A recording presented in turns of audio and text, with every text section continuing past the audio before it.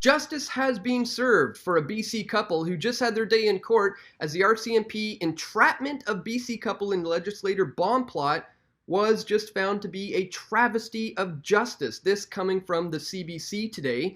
This couple, Amanda Korody and John Nuttall, you may recall, were accused of being the Canada Day bombing plot terrorists. And as it turns out, this was completely set up by the RCMP and by CSIS infiltrators. It turns out these two were completely incapable of formulating a plan, of being able to do anything imaginable of the nature of doing something like a Canada Day bombing plot.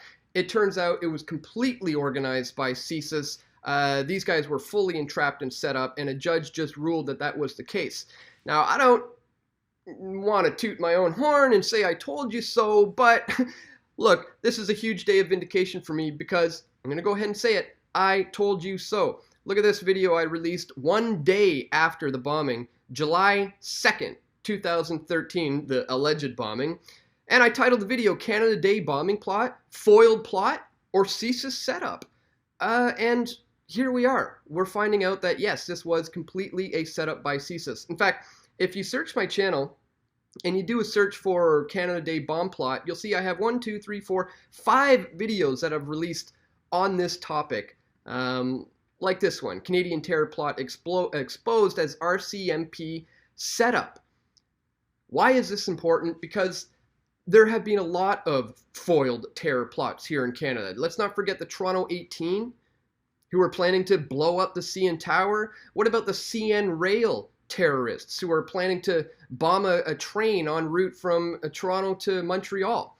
What, you know, we have the Canada Day bombers. All of these things were the CSIS entrapping and setting up these kids to basically pin the blame on them, to carry out a false flag attack in order to blame their political enemies by setting up a scapegoat. But it didn't work.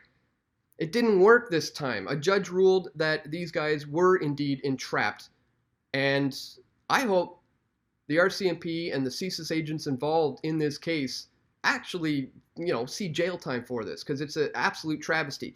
Now, I put out a video I think is one of my most important videos I've ever made back in 2013 titled Conditioning Canadians for the War on Terror. And in this video, we break down the sting operations, the methods and the techniques that CSIS agents use to coerce and to manipulate a target and to set them up to take the fall for a terrorism charge.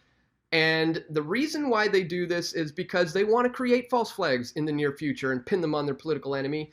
So the takeaway from this today, ladies and gentlemen, is that when something does happen, in the foreseeable future, some sort of false flag does happen, suspect number one should be the government. Look, these guys were just proven to have been entrapped by a judge who says that this was done by the RCMP and CSIS. So, ladies and gentlemen, the takeaway from today's video is when the next false flag attack happens on Canadian soil, suspect number one should be CSIS and the RCMP rather than whatever so-called terrorist they're going to try to pin the blame on, because we've seen it time and time again, over and over again. So today, vindication for Press for Truth, good news for the people of Canada. But this should be a warning sign to us all. Let us remember moving forward that when these things do happen, suspect number one is the government.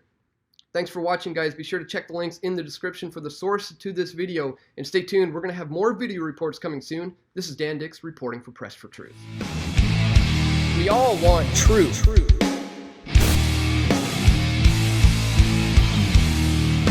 The truth will set you free.